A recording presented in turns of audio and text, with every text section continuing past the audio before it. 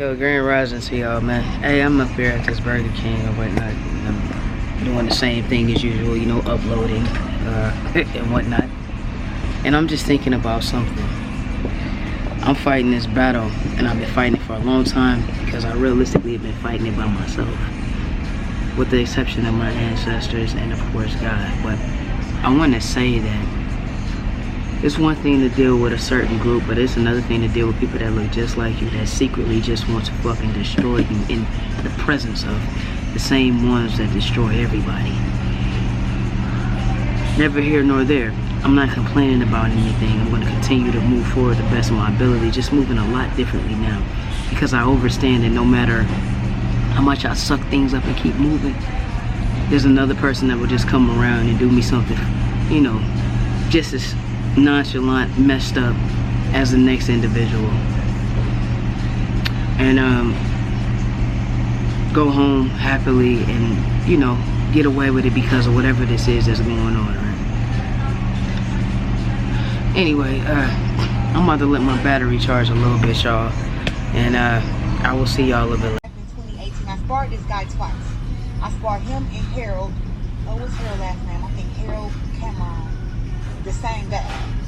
Okay, now because I'm about to go ahead because I like to talk about things and get the thing straight. I pieced this dude up on a Monday, probably a Tuesday. Then, and I whooped. I'm talking about whooping. Okay, so then as we fast forward, his coach called my coach on Tuesday like, "Hey, we want to spar again on Thursday." I'm like, "Okay, whatever, you know, cool." Y'all, this was back in 2018, a week before I had been pro for a year. I've been sparring against men my entire life, still do. This dude decides that he's so mad that I embarrassed him and whooped his ass. This dude Okay, so this is I know y'all seen the video with Clarissa Shields, where she was knocked down in sparring, and she was just saying basically how they're going. I'm sure a lot of women fighters, especially really strong ones, can relate to such a thing, man. I've had my experiences as well when it pertains to, you know, competing or sparring with gentlemen as well, man. If you beat them up, they do tend to get angry, but it's all about how you handle yourself. Now, he knocked her down, and they come to find out he had did something to his gloves. Now, that's one thing. That's a no-no. You don't ever do something like that. But it was another thing that she mentioned in this video, and she was saying how everybody gets dropped. Now, I don't know how true that is. Maybe in sparring, perhaps. I don't know. I can't speak for everybody, but I know that if she means in an actual fight, there's a lot of fighters that haven't been dropped. Like, you know, Rocky Marciano never was knocked out. It's a lot, so I don't know, but ultimately what it comes down to, though, is your level of alertness and preparedness and your defense, and also keeping in mind that anybody can get it. Meaning, Floyd Mayweather is a prime example of this, right? Floyd was a lot smaller than a lot of his opponents, but he would find a way to get in and get out the fucking way.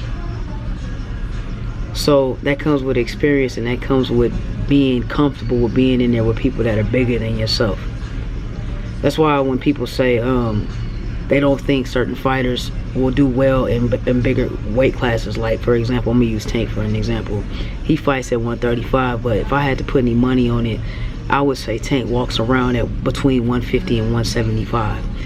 Meaning when he's in camp, he's already big, you know what I'm saying? And he's probably still hurting people. Meaning it doesn't really, size doesn't always matter. It doesn't always matter. But never here nor there. Does everybody get dropped? I'm not gonna say everybody gets dropped, but I'm gonna say that anybody can get it. And sometimes you get it when you least expect it.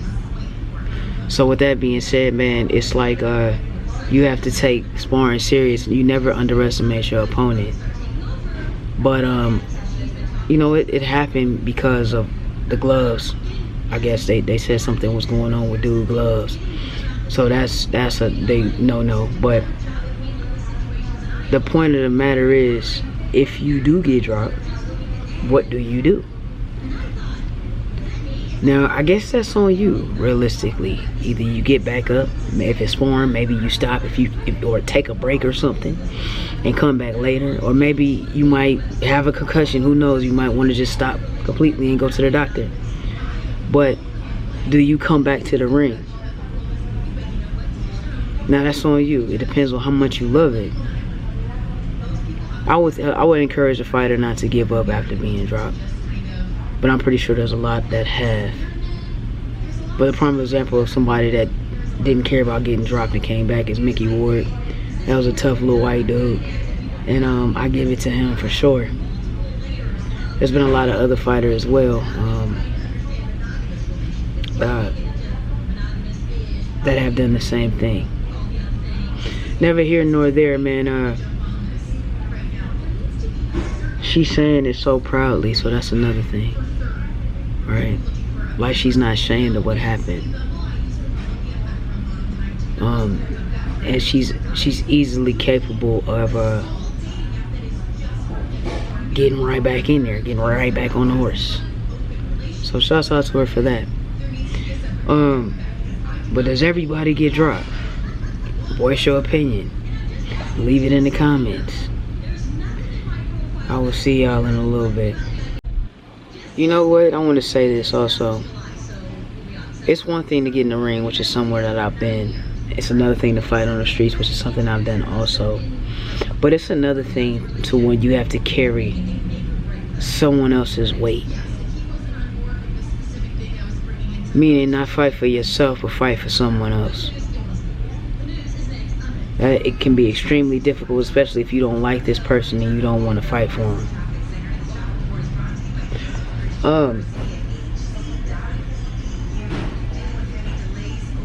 I feel like when it pertains to being a fighter, a boxer, which I am, and I have, I was, right? You fight anyway. Your entire life has been a fight. And that's either why you're so good or why you can't stop doing it. It's one of the two.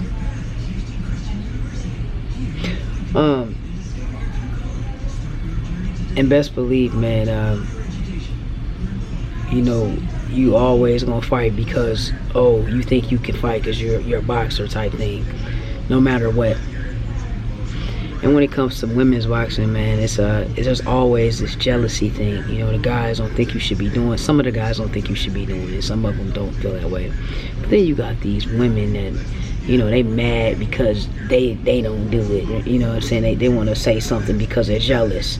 There's so much that comes with it, especially for a woman fighter. So, yeah, carrying others' weight is the worst. But when you learn how to carry your own weight, man, and you master that, then you're really doing something.